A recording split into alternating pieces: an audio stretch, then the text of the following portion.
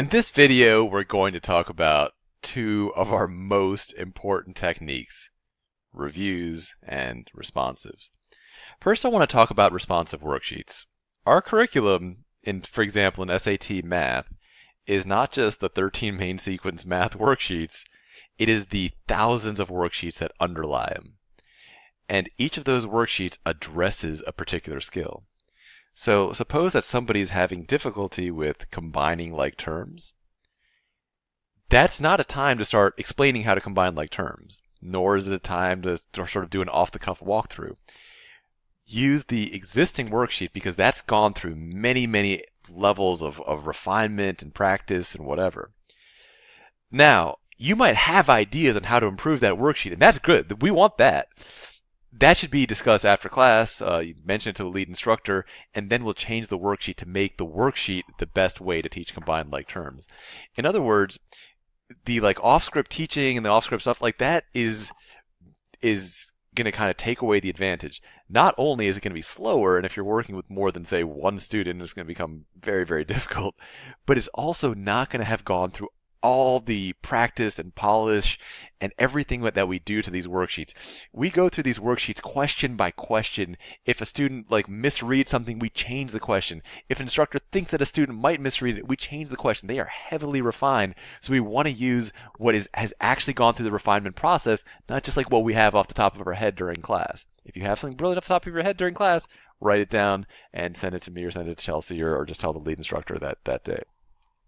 So review questions, major part of the curriculum. They are the curriculum. The curriculum is, the responsive worksheets. The responsive worksheet, that is the curriculum. Our curriculum is the responsive worksheets. That's what you need to be using. That's what you need to be mastering, becoming comfortable with.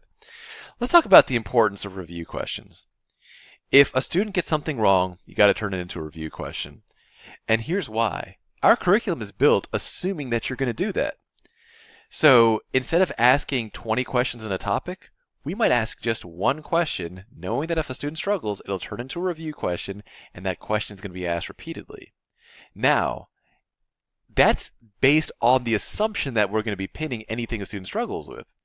If you don't pin it, then the student's just not going to learn it, because if something takes several repetitions, and we're expecting those repetitions to come from the review, and that thing is not put into the review, then we have a situation. Then we're going to not have the right level of repetition for that student. There are a lot of ways to turn something into a review.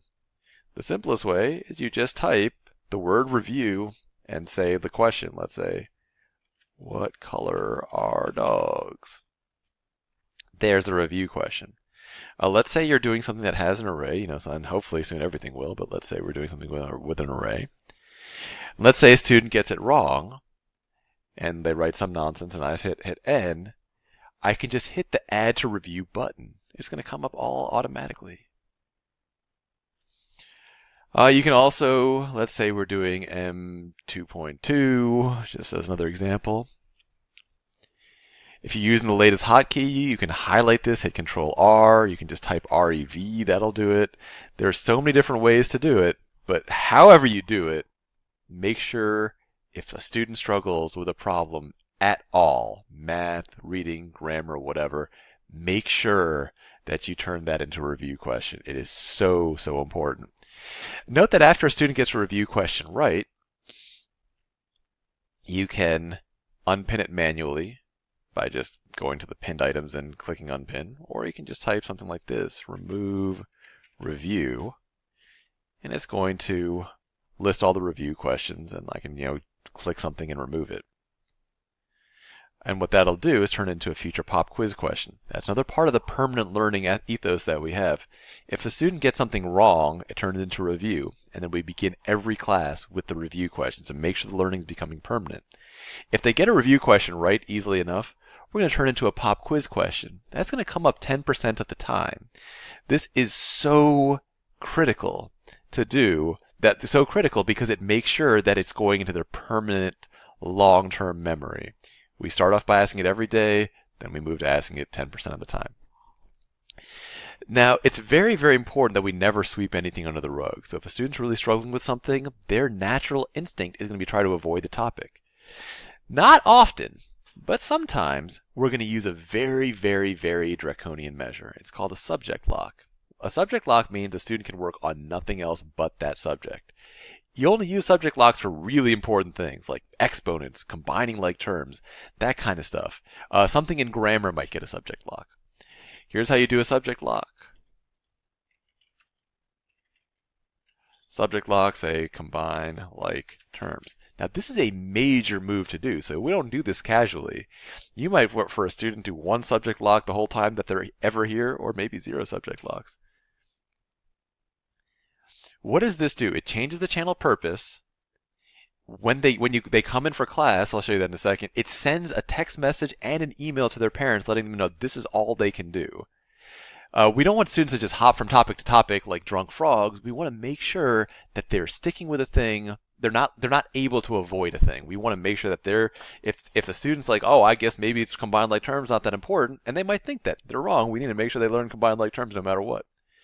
This will change what happens when they come into class. Then when they come into class, it's going to let them know they're on a subject lock, and you have to work on this. You don't have a choice. You can't work on a different topic. You can't work on a different question. This is it.